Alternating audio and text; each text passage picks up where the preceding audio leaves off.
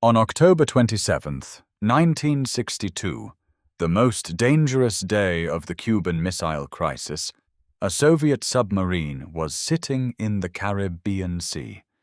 It had been underwater for days. It had no contact with Moscow.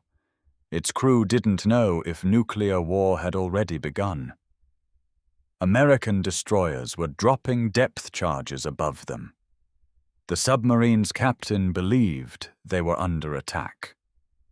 He ordered the nuclear torpedo prepared for launch.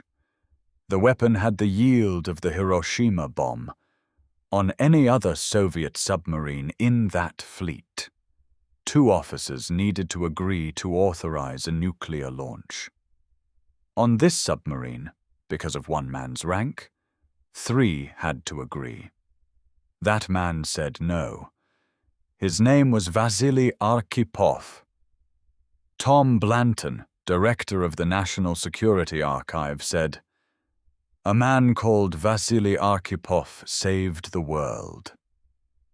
The world didn't know his name until 2002. On October 1st, 1962, 4 Soviet Foxtrot-class submarines left their base in Kola Bay. Each carried 1 nuclear-armed torpedo. Their mission: escort Soviet ships to Cuba. The submarines were diesel-powered, designed for short patrols, not extended Caribbean missions. Inside B-59, temperatures reached 50 degrees Celsius. Carbon dioxide levels were rising. Men were passing out at their stations. For several days, the crew of B-59 had been unable to communicate with Moscow.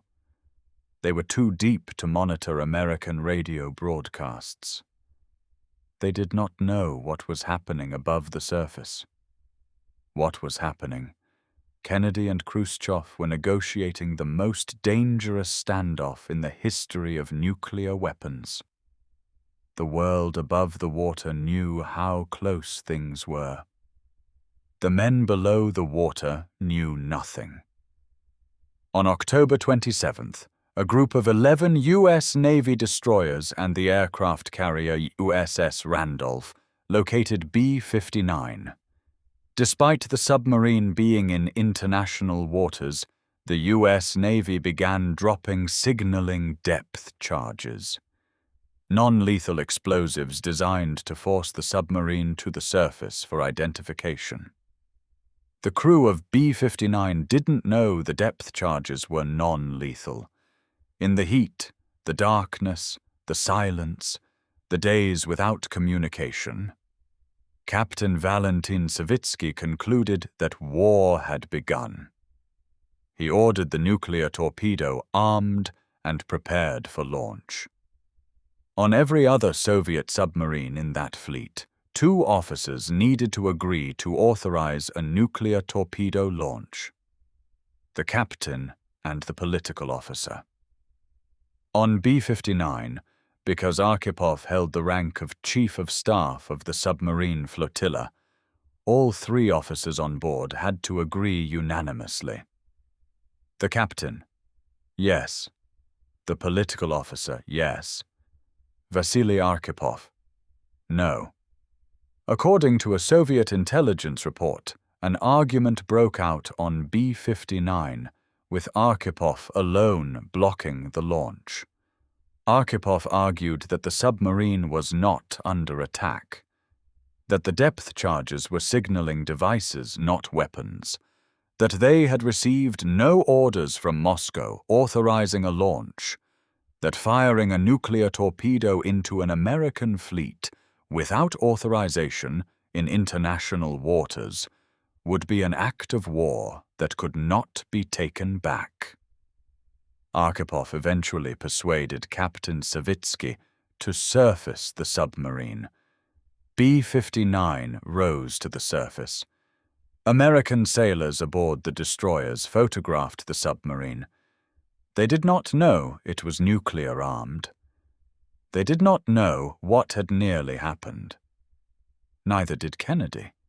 Neither did Khrushchev. The decision that may have prevented nuclear war was made in a submarine nobody knew was there, by a man nobody would know about for 40 years. Arkhipov and his crew faced criticism from Soviet leaders when they returned. The view in Moscow was that B-59 should never have surfaced and revealed itself to the Americans. The man who had just prevented nuclear war was criticized for the way he had prevented it. Arkhipov remained in the Soviet Navy until the 1980s. He died in 1998 at the age of 72. His role in the events of October 27, 1962, was not publicly known until 2002, 4 years after his death, when declassified documents from both American and Soviet archives were released at a conference in Havana. His heroic moment during the Cuban Missile Crisis didn't become public knowledge until 2002. We found something in the U.S. Navy's operational log from October 27th to 28th, 1962. Specifically the communications between the destroyer USS Coney and Fleet Command during the hours B-59 was being depth-charged. In those communications, there is a notation, brief, almost administrative, that acknowledges the submarine had been armed with what the U.S. Navy now believed to be a nuclear weapon. If that notation is accurate, the U.S. Navy knew, in the hours after B-59 surfaced, that they had been within a single officer's decision of a nuclear strike on their fleet. That notation has never been part of the official account of the Cuban Missile Crisis. Here is what we know. On October 27, 1962, Soviet submarine B-59 was depth-charged by the U.S. Navy in the Caribbean. The captain ordered the nuclear torpedo prepared for launch. 2 of 3 required officers agreed. Vasili Arkhipov said no.